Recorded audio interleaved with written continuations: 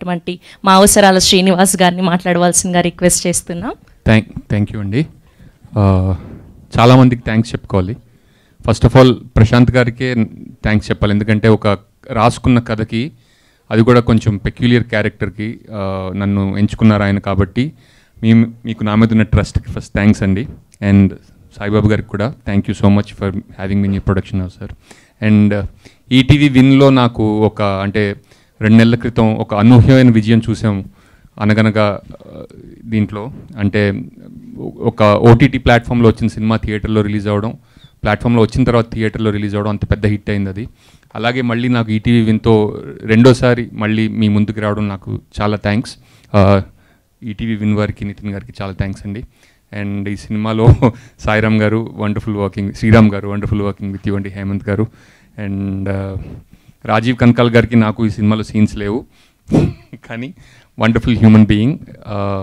ఆయనతో ఎప్పుడైనా screen share చేసుకోవాలని కోరిక కూడా ఉంది. ఇదివరకు చేసుకున్నాం కానీ మా ఇద్దరికి పెద్దగా నటించే అవకాశం రాలేదన్నమాట. అండ్ మేఘలేఖ గారు చెప్పినట్టు ఇందాక ట్రైలర్ చూస్తుంటే Varsha Bollamma in and as constable కనుక్కొని వచ్చింది.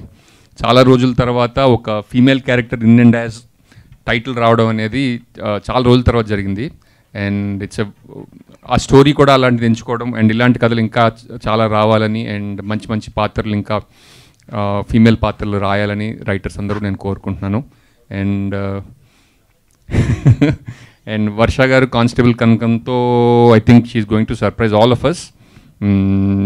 కానీ ఎప్పుడు మనకి ట్రైలర్లో అంత సీరియస్గా కనిపించింది. నేను కూడా ఫస్ట్ టైం ఈ అమ్మాయి ఇంత సీరియస్గా ఉంటుందని నాకు ట్రైలర్ చూసిన తర్వాత అర్థమైంది. Very funny girl. ఆమెకి ఇన్స్టాగ్రామ్లో ఆమె కోట్స్కి కూడా చాలామంది ఫాలోవర్స్ ఉన్నారు, అందులో నేను కూడా ఒకండి. Thank you. అండ్ ఇంకా ఎవరి పేర్లైనా మర్చిపోతే నాకు క్షమించండి.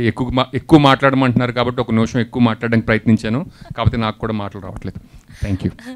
థ్యాంక్ యూ శ్రీనివాస్ గారు, థ్యాంక్ యూ సో మచ్.